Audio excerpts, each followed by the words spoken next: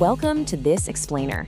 Look, if you are just totally exhausted from hustle culture, that endless, relentless cycle of setting huge goals, grinding until you drop, and then inevitably crashing, believe me, you are not alone.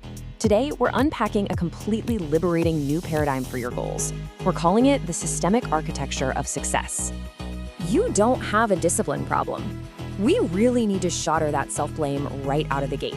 That little voice in your head that constantly whispers you're lazy, or that you're weak, or that you just need to try a little bit harder, yeah, that voice is entirely wrong. Okay, let's dive into this because, frankly, you've been lied to. And the absolute worst part about this lie is that the harder you try to fix yourself with traditional discipline, the deeper you fall into the exact same painful cycle. It's always the same, right? You wake up highly motivated, you feel completely unstoppable, and then a few days later, bam, you fall right back into procrastination, endless scrolling, and beating yourself up. It's an exhausting loop of pain, but we are going to break it today. Part 1. The big lie about discipline. 0. That is exactly the amount of forced motivation that top-tier elite performers actually rely on. We've all been sold this crazy illusion that successful people just wake up feeling totally energized and highly motivated every single day of their lives. Let me tell you, they absolutely do not. In fact, studies on decision fatigue show us that our willpower acts exactly like a battery. It actively drains when every single choice we make throughout the day. And high performers, they know this battery is incredibly small. And here is exactly why they don't rely on it. Discipline is highly emotional. It is wildly inconsistent, and it fundamentally breaks under pressure. Trying to build your life, your goals, and your dreams on discipline is basically like building a house on a foundation that completely disappears the very second your energy drops. That is precisely why you can feel so strong and capable on a Tuesday and entirely out of control by Thursday.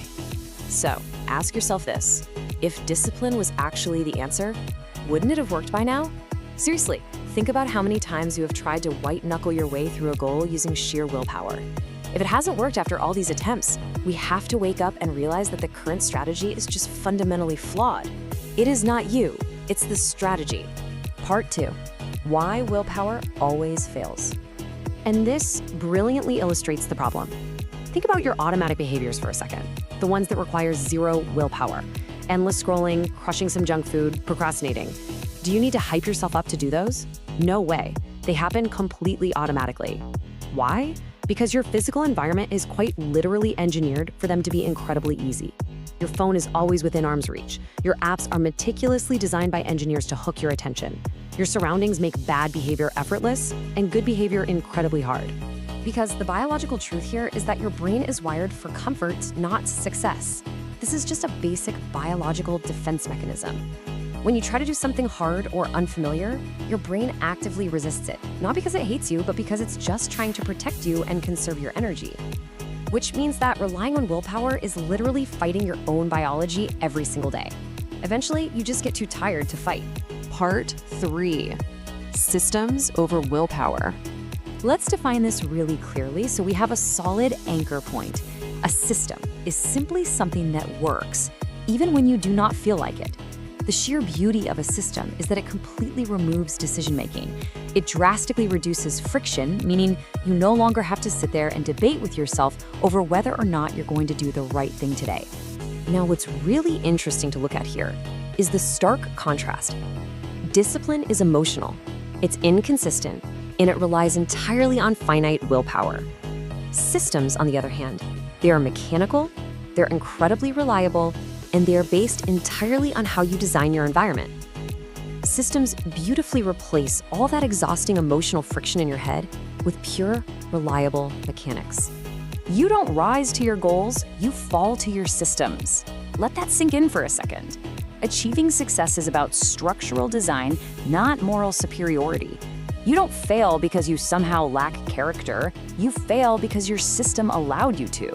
Part 4. The 5-step fix. Okay, here is your complete systemic architecture. Step 1, stop chasing motivation. Motivation is just a spark, okay? It is not a daily fuel source. Step 2, make bad habits harder. Delete the apps, turn off the notifications, create real friction. Step 3, make good habits easier. Lower the barrier to entry. Start with a 5-minute workout instead of an hour because consistency is always going to beat intensity. Step 4, remove decisions entirely. Decide once, set a rule, and just execute. And step 5, focus on identity, which we are going to unpack right now.